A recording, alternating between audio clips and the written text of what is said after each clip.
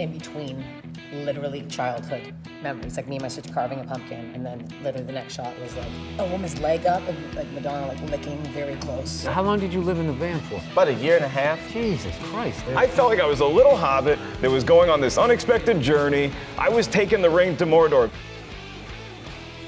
So your family was watching some home videos? Yeah, we were watching some very nice home videos of us growing up as children, and then my father, Peter, did you know the Madonna book that came out in the 80s? Sex. Yeah. Yes.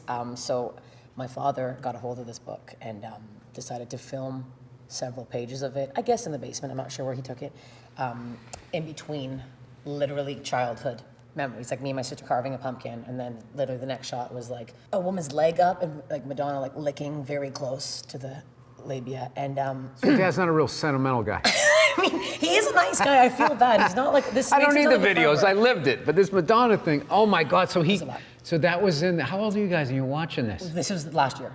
So we were watching it, and like literally this happened, and like I don't think I've ever laughed harder in my life. And my dad was like trying to change it. My mom was like, "You're a fucking pervert," like screaming. You as a pervert. laughed? Never laughed harder in my whole life. Like seeing, just because it was like we watched hours of footage, like literally like probably like 10 DVDs, and then we're on the 10th one. Like this is a lot. I get it. We were cute as fuck. And then it cuts to this. We're like, whoa, this is just right out of left field, and it was a lot of pages. How mortified was he? Oh, very. He was sweating, and he couldn't get the DVD thing changed, and he was like fiddling. It was dropped the remote. It was quite the ordeal. And your mother was flipping out? Flipping out, called him a pedophile. I'm like, I don't know how this is. There's no children involved. I don't know why my dad's a pedophile now. I don't understand. I swear to God, I thought they were gonna get divorced. It was insane. I can almost see the through line there. It's because you were cutting from your kids little and yes. cute, Yes. carving a pumpkin, to Madonna licking on a pussy. And like, it wasn't just like one page. Like he like was flipping, and like those old cameras, they're hard to zoom in. Well, I mean, that's an expensive book now. He probably got it on eBay. I feel bad for Yeah. your dad, where it's like he has to hide all these urges. So he probably bought this book on eBay, and he's like, I got to get rid of the evidence. And then- where will she never think? So I'll just film this. And he's like, he's so repressed, like, just looking at it. You know how, like, with, does he not know about like internet Well, this porn? is before internet porn. This is like this was like 1989. So that's right before. Oh, I thought you said this happened a year No, ago. we just saw the video a year ago. Oh, but my like the footage was God. from when we were children.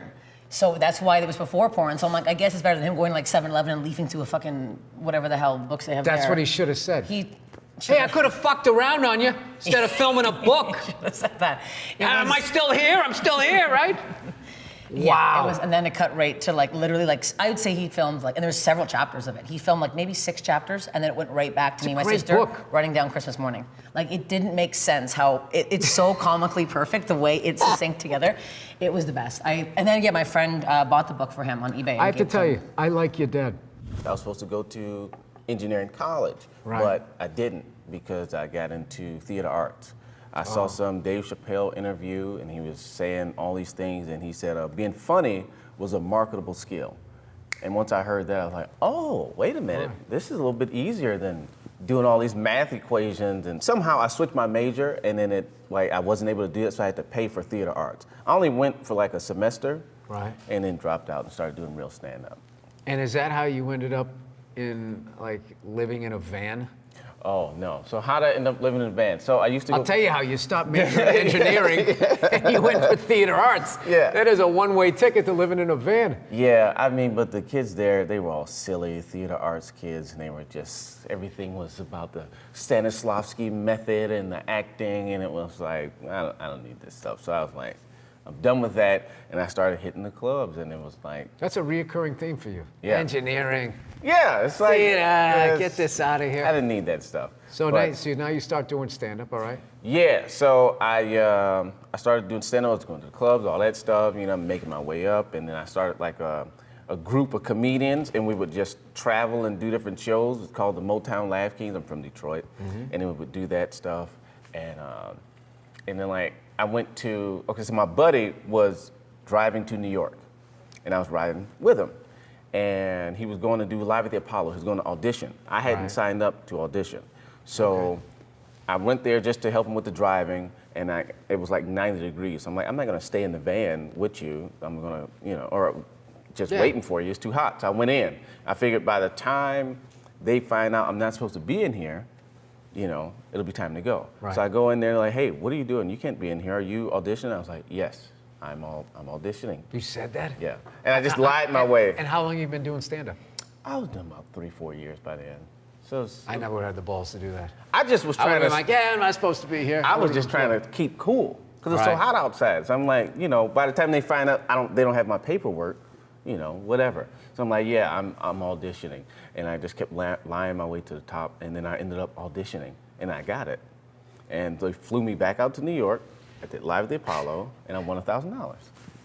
That's a professional shoot. What are you doing here? I'm starring in the movie. All right, Yeah. and action. Yeah, I won the $1,000. And you went out there, and that was the real deal, where they like would boo you if you didn't do well. Yeah, and they did boo, but I was But not you. Well, one lady booed me, so I was There's like, always that one. I did the Yeah. Apollo. It's the same. There's always that one jerk. yeah, I did I don't know if it was the real Apollo, because like for BET, so it's like the Apollo show. Right. So all I had to do was not get booed in 60 seconds. And like, if I lasted 60 seconds, you won $1,000. I lasted 60 seconds. Took that $1,000 and then bought a van and drove out here to LA. And I lived in a van. So how long have you been doing this? 9 years? 9 years. Started in 2000. So then you lived in, how long did you live in the van for? About a year and a half. Jesus Christ. Year and a half. It was cool. It was cool. It's not cool. Well, you know, Where here's do you the thing, shower? man. LA Fitness. And Now, did you have a membership there, or did you just lie your Yeah. way in? No, I had a membership. No, I'm there. working out. I'm a personal trainer. No, I had a membership. I never worked out, even though when you go in and say, enjoy your workout, and like, lady, I've been coming here for a year. My body hasn't changed at all. Right. You don't know that I'm fucking not working out. I'm showering, lady. I go in, Yeah. I come out, I'm done.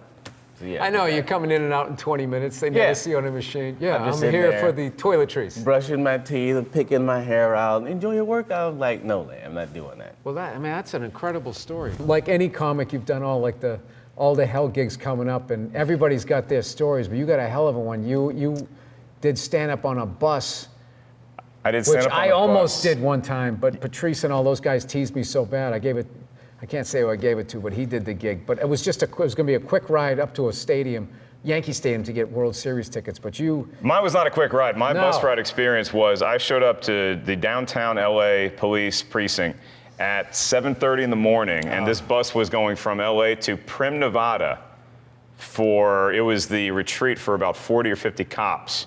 And they booked me to be the entertainment on the bus on the way there and on the way back. So it was stand-up, it was a lot of crowd work, it was raffle, giving away Eric Estrada bobbleheads during the show. weren't they all just boozing and telling stories with? That's exactly what they were doing. But everybody thinks that stand-up is just this thing, oh, well, we'll bring a comedian involved and they'll make it funny.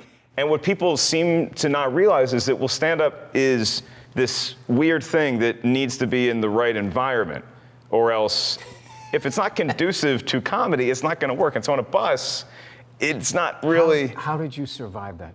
So what I did is that I get up there and I do crowd work for about an hour. I start telling some jokes, and I got into a rhythm with a few of the cops to where that night we get to Prim, Nevada, and I go out drinking with all of them, and they were the coolest people, to the point where to this day, I will still get emails from one of them. I think he's in like the FBI now, and he's just like checking in. He's like, hey man, you doing okay? You ever get in any trouble, you call me. Wow. So now I have this.